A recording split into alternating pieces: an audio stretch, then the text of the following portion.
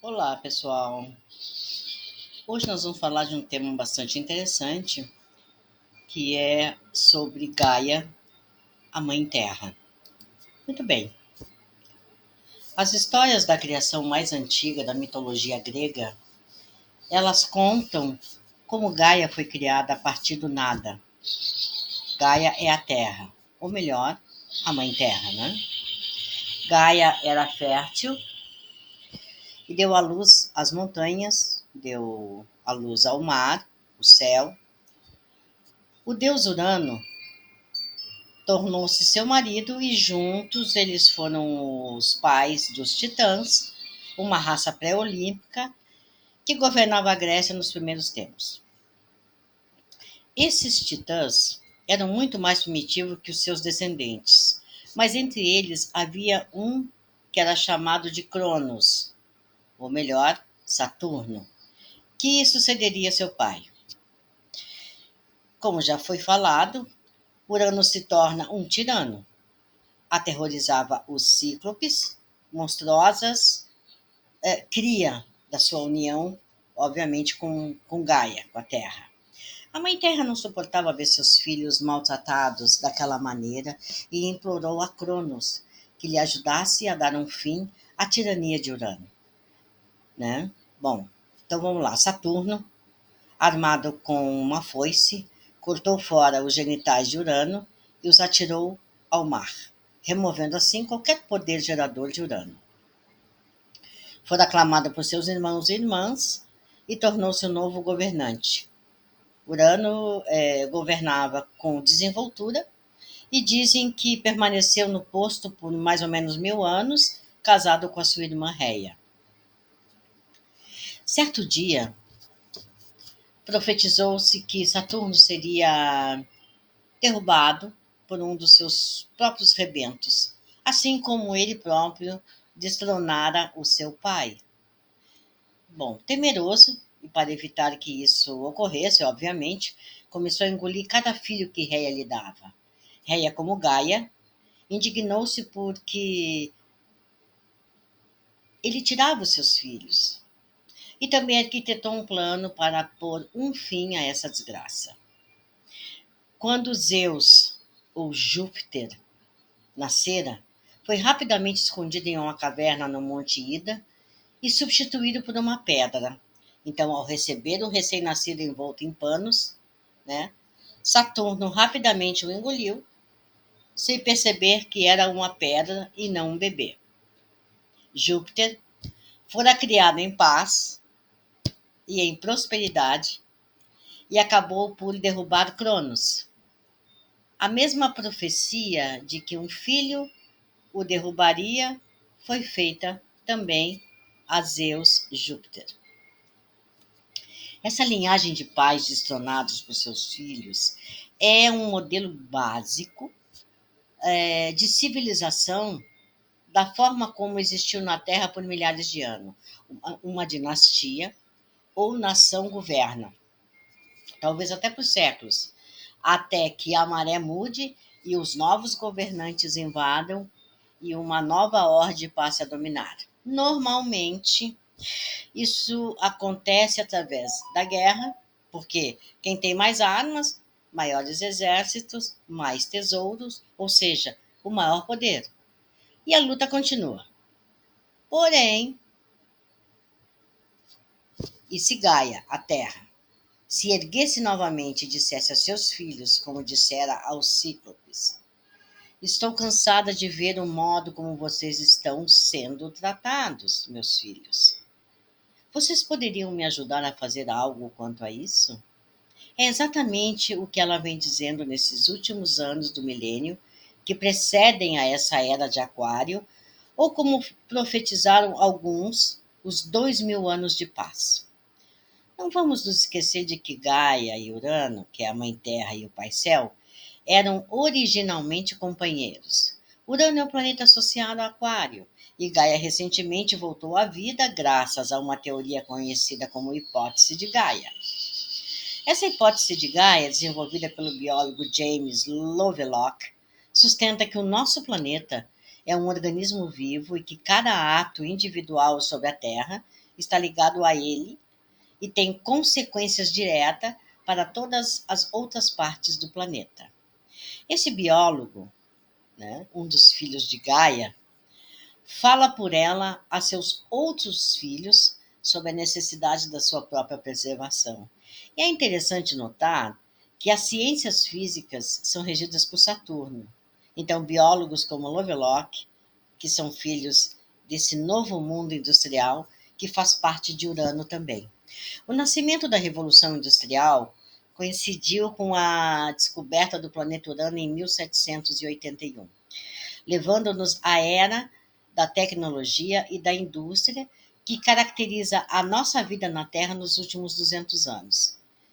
Embora ela tenha nos trazido alguns imensos avanços em medicina, produção de alimentos, comunicação e viagens, foi também a culpada por causar tantas doenças, toxicidade, putrefação dos nossos rios, regatos, oceanos, florestas e a vida selvagem.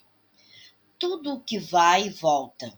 E talvez Saturno, a ciência, filho de Urano, possa novamente construir um plano maravilhoso, sem castração, embora um controle severo de natalidade e crescimento populacional zero tenham sido sugeridos como remédios em potencial para salvar Gaia e os filhos de extinção, para que possamos novamente entrar na idade do ouro. Aí nós temos que olhar a posição de Saturno e viver em paz e saúde por 2000 anos. Antes que os gregos de Micenas estabelecessem um sistema de criação e de governo que refletia sua estrutura social patriarcal, a grande deusa, em suas muitas emanações, era a divindade principal da Anatólia, do Egeu e da Europa meridional. Ela governava a terra, o céu, a lua, os planetas, as estrelas, o oceano e mesmo o mundo subterrâneo. Os gregos indo-europeus e hititas, que chegaram a essas regiões de 3000 até 1000 antes de Cristo, comprometeram-se com a antiga fé, casando as suas divindades masculinas com essas diversas formas de deusas terra.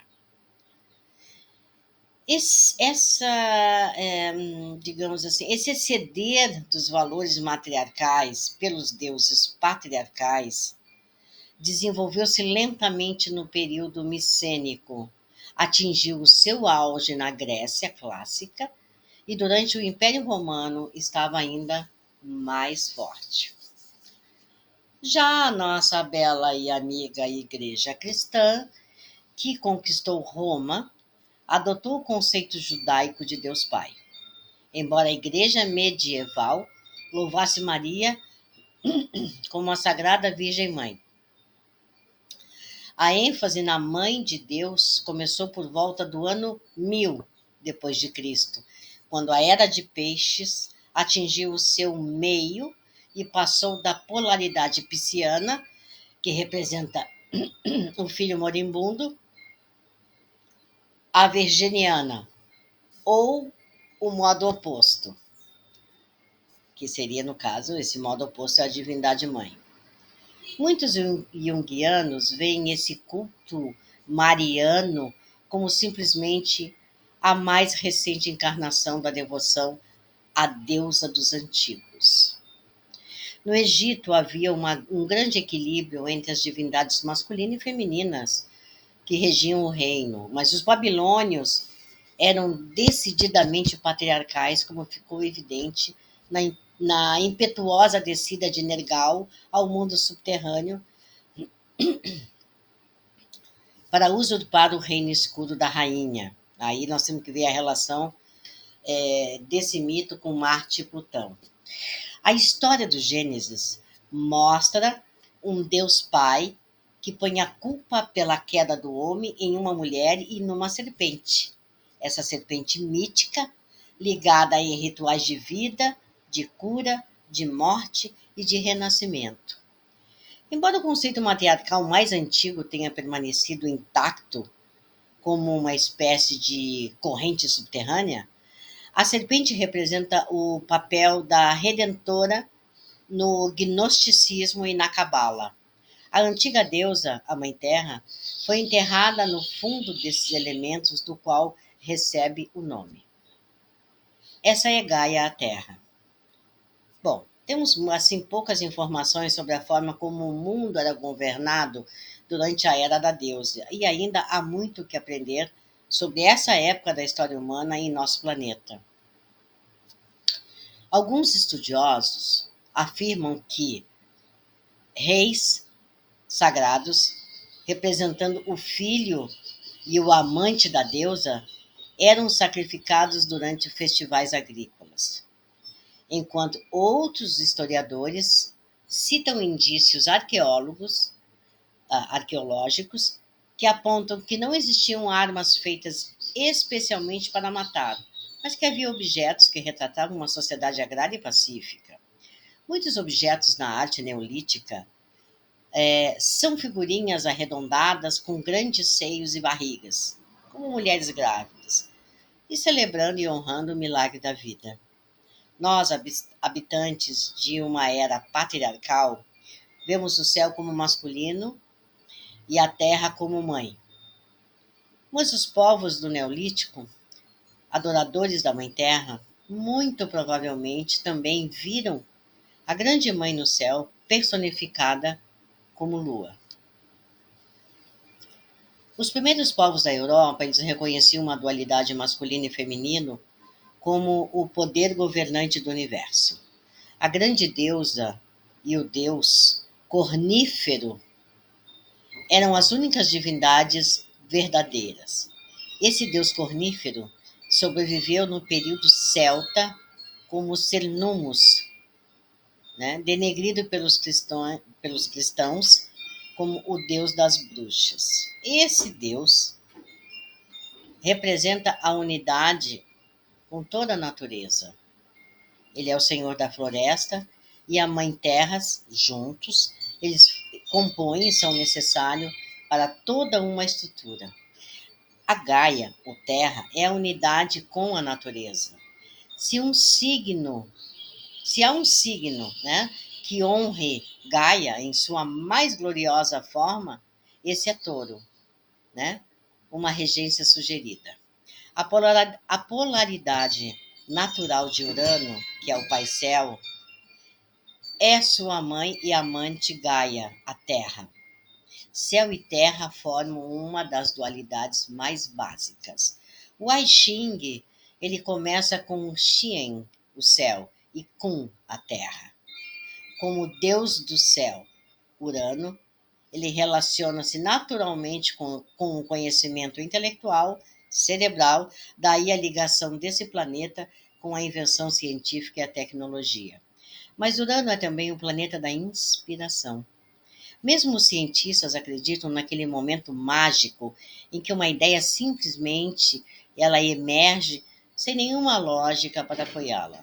Urano só pode trazer esse tipo de inspiração dentro de um mapa quando ele está profundamente ligado a uma polaridade intuitiva feminina.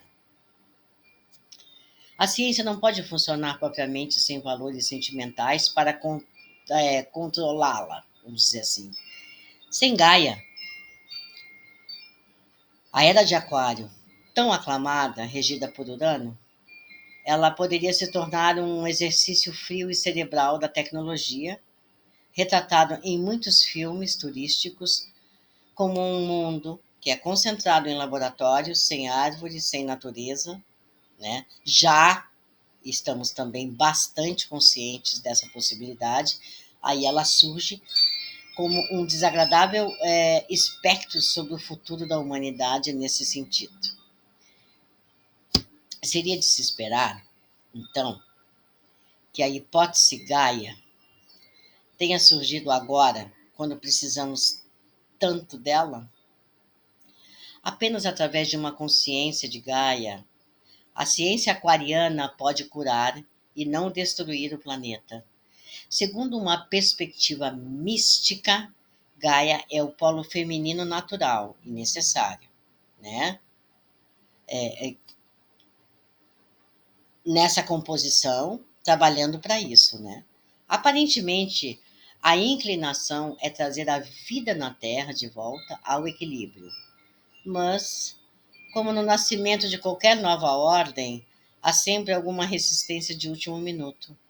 Uma tentativa final de se render aos antigos conceitos, que obviamente não significa voltar para o modo como as coisas eram.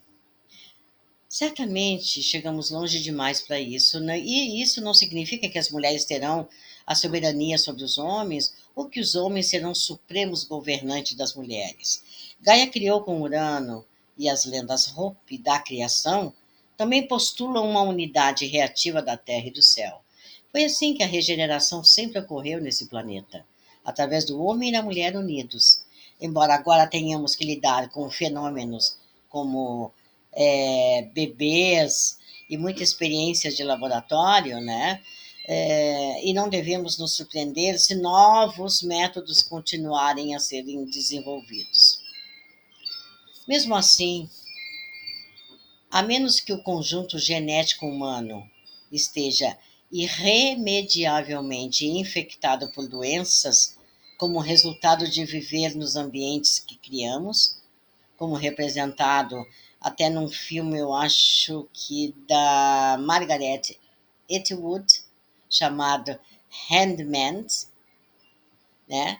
O método antigo ainda será preferível, porque nesse filme a coisa mostra um lado bem complicado. Muitos ensinamentos esotéricos trazem a crença ou assunção de que os seres vieram de uma só vez do céu em naves espaciais, junto com os primatas que habitavam a Terra. E, subsequentemente, deram origem à raça que atualmente conhecemos como seres humanos, que eles chamam de a quinta raça-mãe da teosofia. Bom, desta forma, Darwin estaria mais ou menos certo, né? Podemos assim descender dos macacos, mas também descenderíamos de deuses ou alienígenas. Alguns dos mais antigos artefatos pré-históricos que surgiram em cavernas subterrâneas na França e na Espanha trazem imagem de deusas grávidas, algumas com cabeças humanas, algumas sem cabeças e outras com cabeças de pássaro. Bom, antes de afirmar que as deusas haviam sido literalmente fecundadas por pássaros, devemos concluir que a imagem do pássaro simboliza que atos de procriação foram incitados por seres que voavam como pássaros ou apareciam em máquinas voadoras. Muitas tribos, tão antigas quanto modernas, usam pássaros como símbolos para a aspiração ao céu. Se pensarmos em Gaia como a encarnação da Mãe Terra e em Urano como a personificação de alienígenas, ou dessas tecnologias alienígenas, né, a raça humana atual é realmente uma composição de ambos. Muitas pessoas não percebem a ligação entre seus corpos e mentes e se conseguem resistir de modo tão desconexo, também esquece que todas as formas de vida neste planeta estão relacionadas da mesma maneira.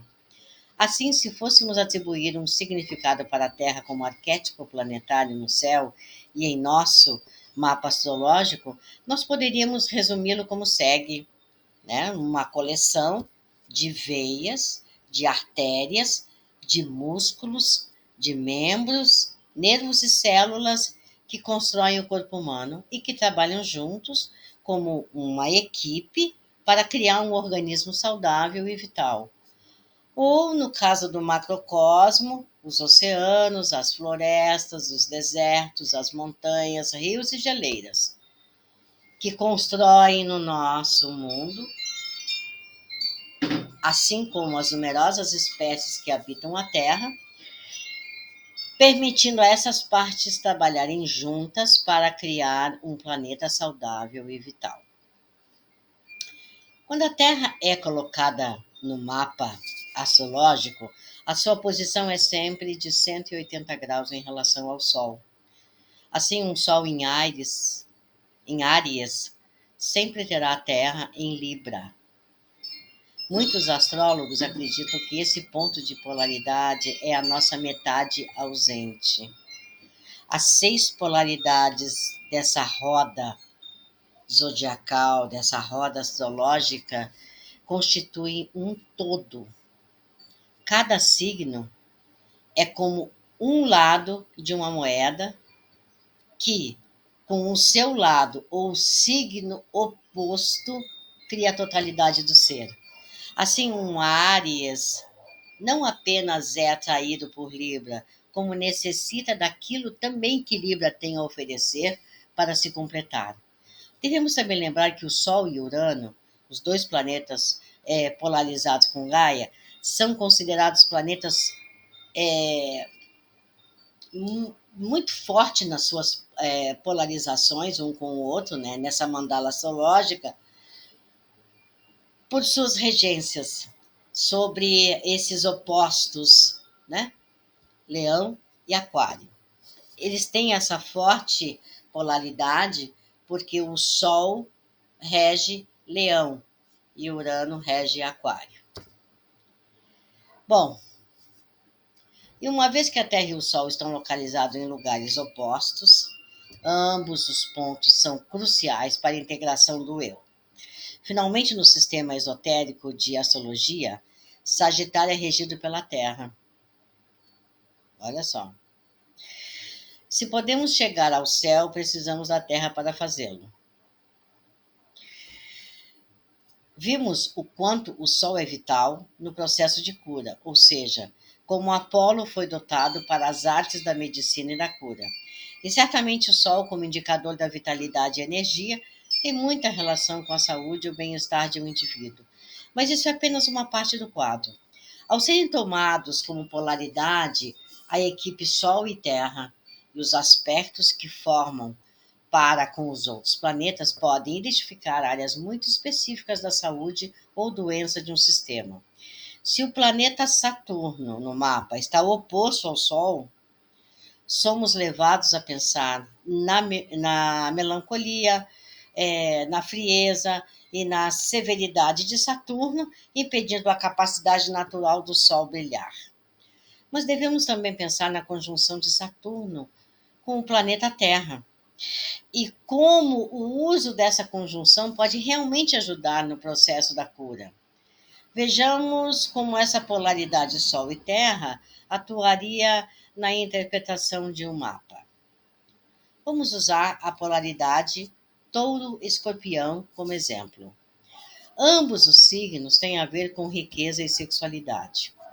Signos opostos sempre têm a ver com as mesmas coisas. O fato da polaridade, né, ou melhor, o fator da polaridade vem da seguinte diferença de tom. Vamos lá. Touro faz parte do quadrante primaveril da mandala, sendo, portanto, relacionado à individualidade e ao surgimento, enquanto Escorpião é parte do quadrante outonal, sendo, portanto, ligado ao relacionamento. Touro concentra-se em seus próprios recursos, enquanto Escorpião se concentra no recurso dos outros. Para Touro, o sexo é principalmente um fenômeno biológico, enquanto para Escorpião é uma função social, ou seja, orientada ao relacionamento. O Sol, na melhor das hipóteses, traz a uma pessoa equilíbrio e harmonia, mas ele apenas pode realizar essa harmonia incorporando o seu fator oposto, que é representado pela Terra. Um Sol forte, sem uma consciência de Gaia, automaticamente é divorciado da natureza. Isso é muito até engraçado, né? Quando desenvolvemos um sentido consciente de direção e finalidade, exaltamos a nossa individualidade sobre o poder coletivo da natureza. Os sóis de Touro podem definir sua individualidade por meio de suas posses, e isso é parte do seu destino, mas também podem isolar-se dos outros por confiar demais nas suas posses e tornar-se como o dragão que dorme sobre o seu tesouro. Apenas incorporando a polaridade de Escorpião, ou seja, aprendendo a dividir, eles podem unir-se à vida coletiva terrena em torno deles. Da mesma maneira, pode ver o sexo como uma posse pessoal, especialmente seus filhos, os frutos biológicos do sexo. Apenas quando aprenderem a se relacionar com a sexualidade alheia e a perder o ego por meio da união total com o outro, eles se conectarão à força dessa Gaia, dessa terra, que os liga a todas as outras formas de vida no planeta. Tentemos agora o oposto, né? Vamos tentar o oposto. Sóis em Escorpião podem ser especialistas em compreender, utilizar ou, na pior das hipóteses, manipular o sistema de valores ou recursos alheios. Eles podem nunca adquirir um sentido, assim, digamos, de seus próprios valores até que parem de defini-los do mesmo modo individualista de Touro. E até que o façam, nunca serão realmente estruturados. Da mesma maneira, Escorpião pode se definir por meio dos seus relacionamentos sexuais. Apenas quando deixarem de ver o sexo como uma obrigação social e experimentarem a sua força terrena biológica, poderão realmente conectar-se a um componente Gaia, que pode ser preciso até mesmo o nascimento de um filho para que isso ocorra. Fortes ligações por aspectos planetários à polaridade Sol-Terra serão cruciais para definir a energia com que uma pessoa trabalha na vida. Isso é especialmente verdade na quadratura. Por exemplo, se um planeta faz quadratura com o Sol em um horóscopo ou no mapa, também fará quadratura com a Terra. Assim, ele será o ponto focal de uma formação astrológica conhecida como T-square, uma disposição que é muito sensível. Aprender a compreender a natureza desse planeta, os seus problemas, seus paradoxos e suas maiores variedades de expressão, ajudará a pessoa a alcançar a consciência concentrada, representada pelo Sol, que muitos se empenham em atingir aqui na Terra, unindo assim o espírito e o corpo. Entre os planetas, a Lua e Ceres representam dois tipos diferentes de maternidade: o signo de Câncer e Virgem.